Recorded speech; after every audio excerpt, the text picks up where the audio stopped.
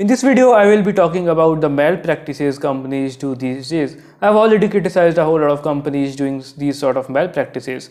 Basically, my point of argument here is that why companies tend to reveal the system requirements of the game too late these days. Some of the companies are doing that, while some of the companies like the developers behind Dead Space, Need for Speed Unbound, and other games like Uncharted, which are obviously the PlayStation ports, are maintaining full transparency and releasing the system requirements well below the release date of the game, behind 2 months of the release date of the game. But companies like Warner Bros and the companies like Call of Duty, the Activision developers, Infinity Ward, they are doing some sort of shady things. They are not revealing the system requirements. They are needing a whole lot of pre-orders. They are demanding a whole lot of pre-orders from the gamers basically, and showing them a whole lot of action-packed trailers with thrilling soundtracks. But on the other hand, they are reluctant to disclose which sort of DRM they are using. They are reluctant to disclose which sort of system requirements will the game will gonna be having.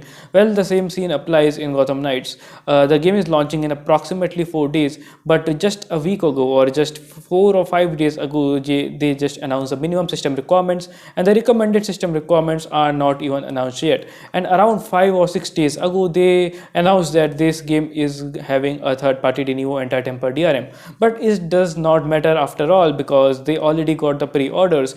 A whole lot of fanboys for basically Gotham Knights game, a whole lot of Batman fans, a whole lot of people engaged in this franchise have already pre-ordered the game without even taking a look at this game is having a third-party denuvo DRM.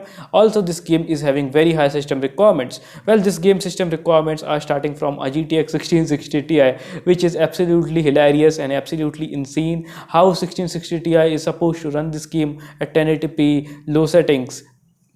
I do not just believe these system requirements, and many of the gamers agree with me on this point.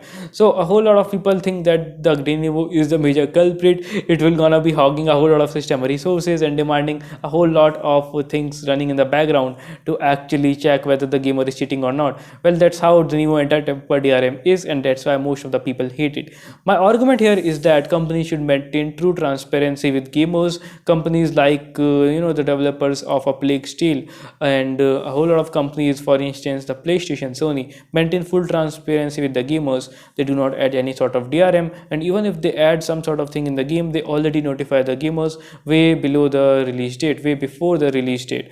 But not companies like Warner Bros. They actually kind of try to get as much pre-orders as possible without maintaining the transparency. Same goes with Activision's Call of Duty Modern Warfare 2. Neither the system requirements has been announced yet, nor the absolute DRM has been announced yet.